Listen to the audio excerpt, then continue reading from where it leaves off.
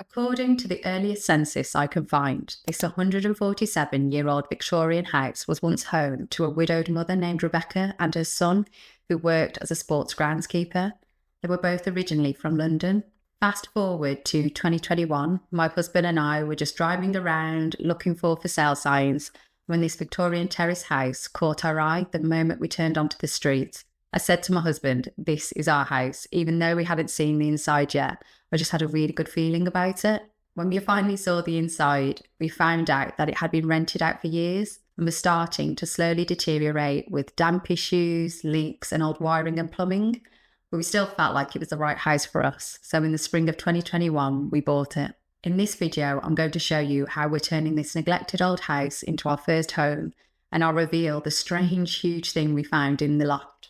So to recap, let's start with the first phase. The first phase of our renovation journey was all about stripping out and removal. We took our time and removed everything that we could, including the carpets, countless layers of wallpaper, any blown plaster, and anything else that we could strip out. After what felt like endless skip trips, we were ready to move on to the next phase. If you're new to my channel, you might not know that we had the chimneys and roof repaired as a priority because we were dealing with leaks into the second bedroom every time it rained.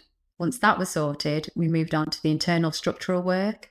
This included removing a small chimney breast in the bathroom, opening up fireplaces in each room, and relocating the door in the main bedroom to allow better use of space for storage. We also ensured that the dining room fireplace was properly supported with a lintel and added a lintel above the new door opening in the main bedroom. We relocated the gas meter to outside, freeing up space inside the house, and replaced all the windows with new sash windows and a new composite front door to let more natural light into the hallway. Next, we tackled the plumbing. We removed all the old pipes, future-proofed the house by installing pipework into the loft, and prepared for our radiators by installing the necessary pipework. Knowing what radiators and sizes we wanted helped ensure everything was correctly placed, and we were then ready for the next phases. After the plumbing, we moved on to a full house rewire. The extra time we took to plan everything really paid off here. We made sure all sockets and electrical points were exactly where we wanted them, including future-proofing for the loft and garden renovations. Although it was a bit grim living in the house during the rewire, it only took about 3 days and we sort of were getting used to the dust at this point.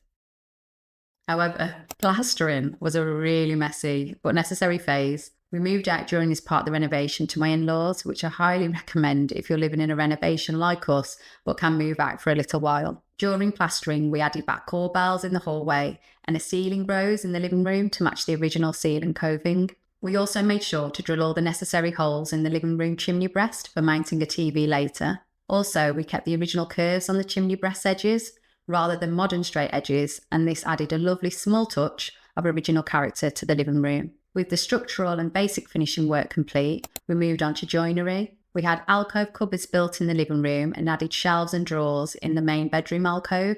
This has been great for storage, especially in a small house like ours.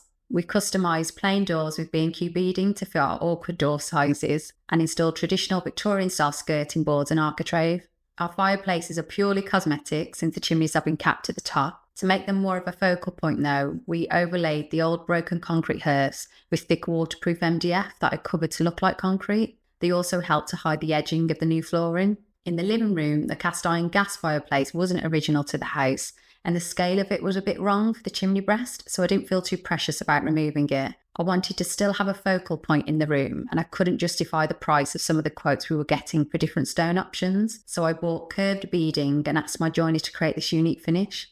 Let me know in the comments what you think. We also built our wardrobes from B&Q, opting for their wood effect option and full-length doors. I had the joiner subtly boxing the wardrobes with the skirting and door architrave to create a seamless minimal finish. I then painted the wardrobes and they don't dominate the space now.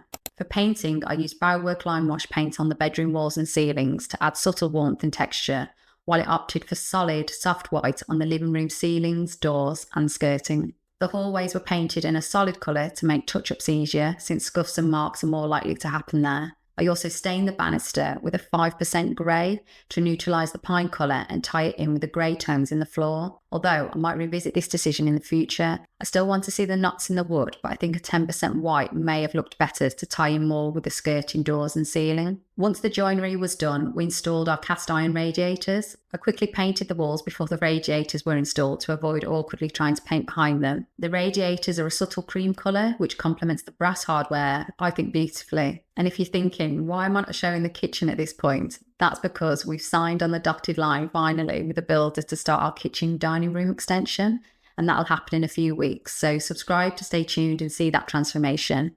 It's going to be good. The second fix for electrics involved installing all the light fittings and hardware. I chose brass again to tie in with the door and radiator hardware. As you can see, I'm a big fan of soft minimalism and wabi-sabi concepts, which made me feel relaxed in my home, so all the lighting I chose supports this aesthetic. The bathroom renovation was a complete gut job. Maximising the space was a priority, so I chose an egg-shaped bath to create more room as you walk into the bathroom. We added storage with drawers underneath the basin, and what feels like, to me anyway, a luxury shower. I'm going to do a dedicated video to the bathroom, including some of the mistakes I made to help you avoid them. We've been slowly creating pieces of furniture and home decor to make the house feel like our home. There's still more to add, but we're taking our time, especially since priorities shifted towards the end of last year. And finally, the loft. Our loft hatch is quite high and not the easiest to access. There are no windows or ventilation up there. But interestingly, we found a really large workbench with really rusty tools left behind. It looks like someone used to have a little hobby up there, maybe. We'll need to dismantle it if we ever extend into the loft, but for now, it's an intriguing little piece of the house's history. There's been some unexpected challenges during this renovation, so if you want to learn how to plan for these problems and avoid them altogether to save yourself stress and money, be sure to watch my next video here.